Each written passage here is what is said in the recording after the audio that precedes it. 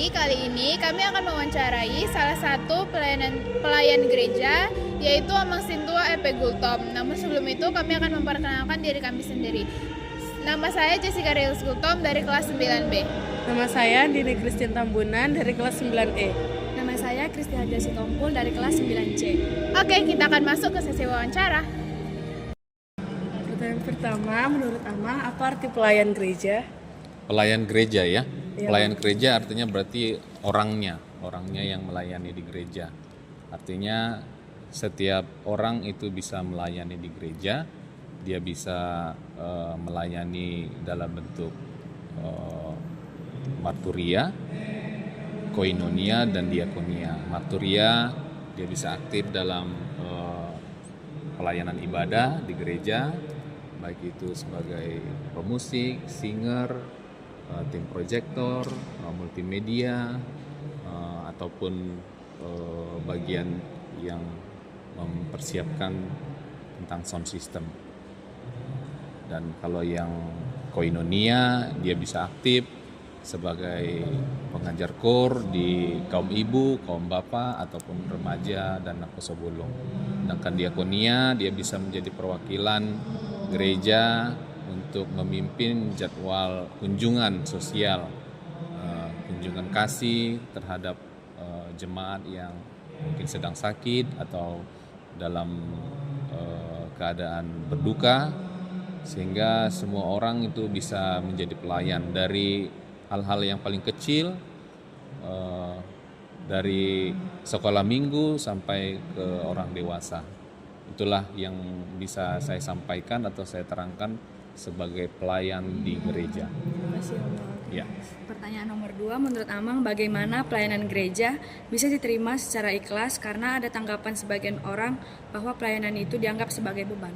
Ya, pelayanan atau pelayan seseorang yang melayani gereja, dia akan memberikan hatinya secara tulus dan ikhlas ketika dia bisa menyadari, merenungkan bagaimana Tuhan Yesus yang sudah pertama sekali berkorban bagi orang-orang yang berdosa, termasuk kita, sehingga ini adalah efek dari ketika kita sudah sadar bahwa kita diselamatkan sebagai bentuk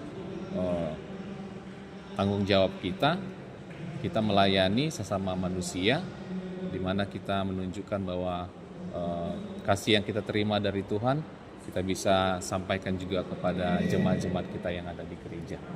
Itu akan memberikan hati yang tulus dan ikhlas ketika kita melayani, dan itu bukan menjadi beban.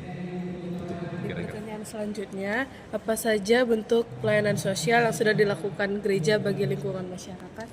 Ya, kalau di lingkungan masyarakat, selain dari tadi pelayanan marturia, ibadah, mungkin ada event-event tertentu di mana gereja keluar, karena gereja harus inklusif, ya, harus keluar, bukan eksklusif, bukan kelompok, bukan khusus, bukan mempunyai kepentingan sendiri, tetapi kita harus keluar ke masyarakat supaya masyarakat juga bisa mendapat berkat, menjadi saluran berkat gereja bagi orang-orang di sekitar kita.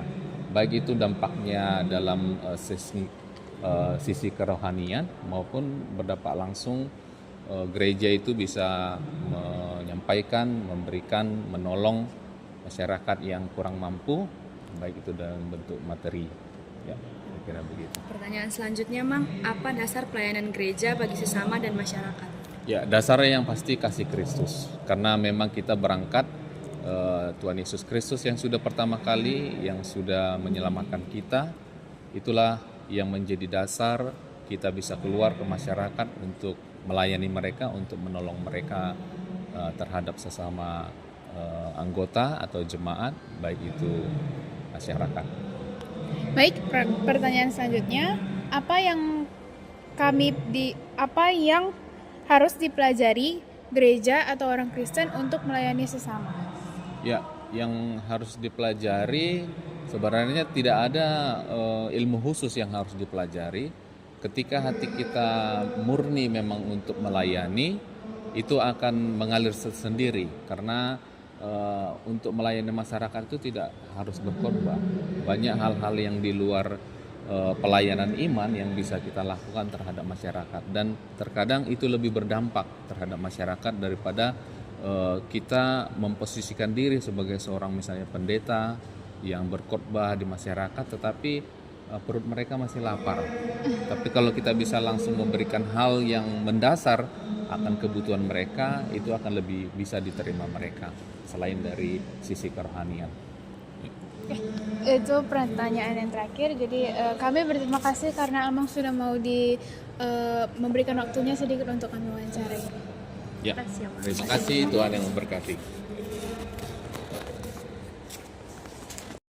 Sekian yang dapat bisa disampaikan oleh salah satu pelayan gereja, yaitu Amang Sintua EP Gultom. Dan sekian dari wawancara kami. Terima kasih. God bless you. Bye bye.